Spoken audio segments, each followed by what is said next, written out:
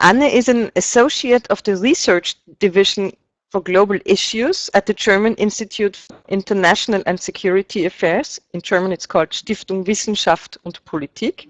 She's an expert on migration and asylum policy, on development cooperation, and on human rights. Thank you very much for the introduction, and thanks for having me here.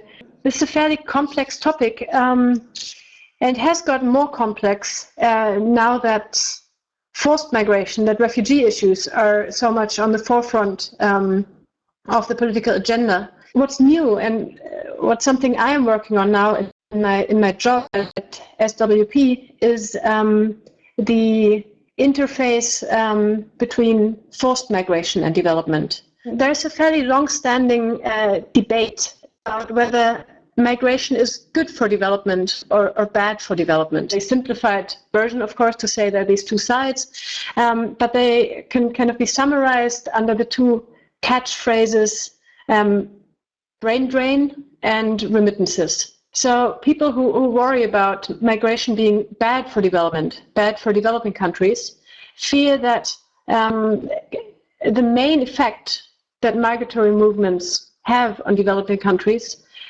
is that skilled people leave countries and take their skills and their expertise with them, and the countries end up being poorer and worse off than previously.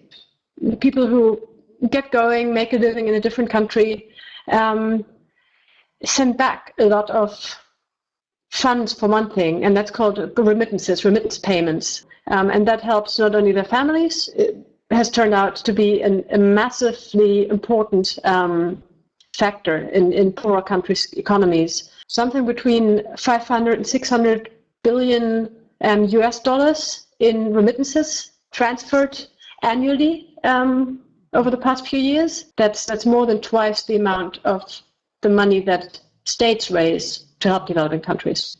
So there are these two opposing camps, or these two versions of the story, what migration, how migration and development interact. And it has gone back and forth between migration is good for development, migration is bad for development. The state of research currently suggests that migration tends to be a positive thing, a positive developmental factor. Industrialized states and developing countries tend to take this view currently in international debates and policy making fora. Of course, there's no blanket assessment on this. It always depends on local context.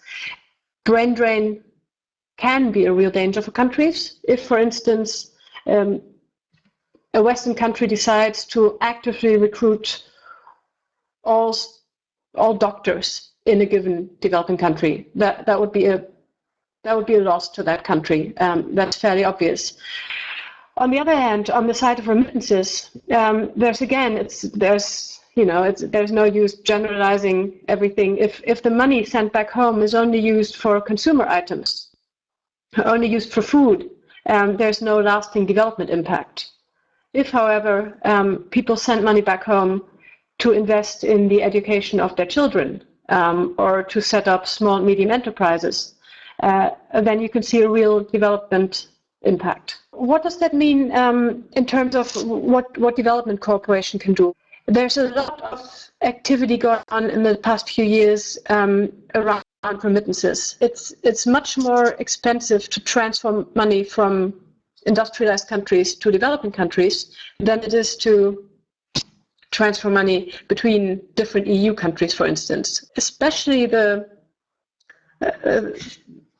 those relying most on these transfer services end up paying most. This is a field where development cooperation can make a real difference, raising transparency in the remittance sector. So building up platforms for comparing different remittance channels, making transparent how high the fees are, whether there are hidden fees in bad exchange rates, for instance. Another field in which development cooperation can help the rights of migrant workers. A lot of people migrate through irregular channels without a legal status and without the right to work. And that makes them vulnerable to exploitation, to bad labor conditions, to low pay, sometimes no social security benefits, no health insurance. And opening up legal migration channels increases the benefits for the affected people. It's important for leading a dignified life to have a secure job somewhere. And then there's the question of return. Through easier traveling, overall, people come back after having migrated. And through that, they can not only bring back funds and maybe investments, but also skill, expertise. Brain drain can turn into brain gain for the country of origin. Another aspect is diaspora engagement and transnational networks. Even communities living abroad can, through consulting services, through building up trade networks, make a positive impact for their home countries. There's a lot of different actors involved in this field. In Germany, the GIZ, the German Technical Cooperation Agency, is the sort of implementing partner for most fields of development cooperation. At the European level, there's, of course, the Director General for Development Cooperation, and in that framework, there's also tools for increasing the development benefits of migration. Some consider them valuable, others are highly critical of them. One such tool that's somewhat well known are so-called mobility partnerships. They're based on the idea that there's a sort of deal between European countries and countries with which these mobility partnerships are agreed upon get visa facilitation, and in return sign up to readmission agreements and take back irregular migrants. At the international level, but there's the Global Forum for Migration and Development, which is a state-led sort of consultative process where once a year governments and other interested actors come together and discuss ways to better harvest the development potential. This forum recently took place in Istanbul a few weeks ago for the now 8th time, I think. And this year was the first time that there was a designated panel for forced migration and development. This is slowly entering the international political agenda. Why is forced migration a development issue? That's maybe the starting question. The vast majority of refugees live in developing countries, live in the southern hemisphere. Still, 80% of all refugees live in developing countries, often in large camps, like in the Dadaab camp in Kenya. Jordan and Lebanon are currently hosting large numbers of refugees. Fairly poor countries host the vast majority of the world's refugee population. If wealthy European states are struggling with supporting refugees, you can imagine the sort of challenge this constitutes for far poorer countries. It's important to also bear in mind that there may be a positive potential in refugee communities, and through the right development approaches, there may be opportunities to make sure that the skills and the expertise that refugees bring to countries are used to the benefit of those countries and the host societies rather than to the detriment. In this context, there is a sort of danger in the traditional approach of seeing refugees primarily as victims, as passive recipients of humanitarian aid. Only recently has sort of research shifted to becoming interested in what's called refugee economies. The fact that refugee camps, for one thing, but also refugee communities in urban situations engage in economic activities, and there are small enterprises set up, there's trading going on, sometimes things are manufactured. A lot can be done to create an enabling environment and to therefore improve the development impact of refugee situations. An enabling environment, by that I mean particularly an enabling legal environment. There's a number of key rights that are essential for not making refugees a burden, but enabling refugees being a contribution to their host societies. And those key rights are typically freedom of movement, to own land, and the right to work. If you don't allow people to work, you can't expect them to contribute anything. And I think that's something that European societies are very slowly learning, or rapidly learning right now, but have been very slow to catch up on. There's a number of things that can be done, but it's also important to bear in mind the sort of limits of development cooperation. Currently, there's a lot of talk about fighting the root causes of displacement, and there are massive amounts of development funding being made available for this purpose. Currently, there's a lot of talk in a number of European societies right now. Development cooperation is seen as a sort of magic tool to solve the refugee crisis that we're currently faced with. And this is, of course, unrealistic. Development cooperation, for one thing, is always a sort of long-term endeavor. Of course, development cooperation can do a lot to prevent certain types of forced displacement, reducing poverty, ensuring nutritional safety, improving health services, improving educational opportunities, improving employment opportunities. All that's the sort of traditional portfolio. There are a lot of other causes that development cooperation cannot address, and these are civil wars, open conflict, widespread human rights abuses. This is now the field of other actors, of diplomatic missions, of humanitarian interventions, of foreign policy action maybe, but not the field of development cooperation anymore. The main role of development cooperation in situations of forced displacement is somewhere else. It's not at the root causes of displacement, but it's in countries of first asylum. Those countries that host large numbers of refugees urgently need assistance, and more assistance that they're currently getting in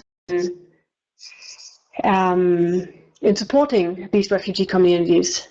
Refugee crises traditionally been regarded as a field for humanitarian aid, emergency relief, short-term relief action, and not long-term development cooperation. When we speak of refugee movements, we almost automatically use the term crisis and have a sense of acute, short-term, something needs to be done now, but can be fixed and people can then go back. That's often not the case. Whereas we think of refugee crises as short-term phenomena, experience shows that they're often very long-term phenomena, and that we have camps that were set up as emergency relief measures that have now existed for years, even decades. There's a very skeptical view of development cooperation, of course, that it does more harm than good. Tools like the Millennium Development Goals, for instance, have shown that things can be improved in the long term, let's say reducing maternal mortality, for instance, or so. Development cooperation, if well designed, can make a positive difference in local contexts. There are certainly also examples of poorly designed development cooperation that ends up doing more harm than good. There is development-induced forced displacement, if we think of large dam projects that were in the media a few years ago. My point of view on this is that I think it does more good than harm, and that it would be a real problem if we stopped all development cooperation. Nadine says, if migrants will stay, e.g. in European countries for years, should then the European development organizations become active here? If migrants stay here for years, I would say that's again not the field of development cooperation, because that's by definition aimed at relations with developing countries. That's again not the field of development cooperation, because that's by definition aimed at relations with developing countries to open up the labor market, secure long-term status or citizenship. The only sort of aspects of development cooperation that I could see would be to, again, return programs to maybe prepare people ahead of time for the return, and potentially that could be carried out by development actors. And then diaspora engagement. So even if people stay here, helping them, keeping up links to their home countries, helping them maybe building up trade networks or so. You mentioned the Oxford project on humanitarian innovation earlier. What is innovation in development cooperation? The project has so far, it has done some very intensive field research in Uganda. It's chosen Uganda because there's a very diverse refugee population, and Uganda is a sort of positive example of a country that has given a lot of rights to refugees. This is sort of used as a test site to see if those conditions are given, what do people make of it. The results suggest that refugees engage in a broader variety of income-generating activities than is normally assumed. The results also show that refugees, after a few months or years in a country, can create employment for others. Refugees employing Ugandans, a project that wants to engage in positive storytelling to change the perception of refugees as these dependent, passive individuals. I would probably agree that there are some double standards going on if you hurt African economies in one way and then give back a little another way. I'm sure you are following the media reporting on the refugee crisis. And what makes you angry? Certainly the lack of European cooperation and solidarity I see in this. The difficulty to engage in any long-term substantial reform of the European asylum system I find very frustrating. I do think it's remarkable what's being done in Germany right now, but that's not to say that Germany did a particularly great job in previous years. In Germany, there has been a severe lack of foresight and political leadership in the past. What makes me happy? The continuous volunteering efforts and the fact that those are ongoing and have not sort of died down within a few weeks as some people were predicting. Do you think that the journalists do a good job in reporting the topic? Yes, there are mistakes every now and again. I mean, just because, but that's, I mean, in terms of numbers, let's say, because the statistics are so poor anyway, and I guess people are trying to get any numbers they can get their hands on. I think there's very good reporting to be found, just because there's such a wealth of reporting that and I think there's a fairly even spread of topics. Could you give us your prospect for how the crisis might evolve in Europe? And maybe what might be the political and societal situation in 2 years? Right now, I dare not think. I mean, I'm not certain Schengen will last. I think no one can tell right now. I think this is a real societal crisis, and it's unnerving because I think there's no real need for it. But a certain dynamic has developed, and I'm not sure whether that can be stopped.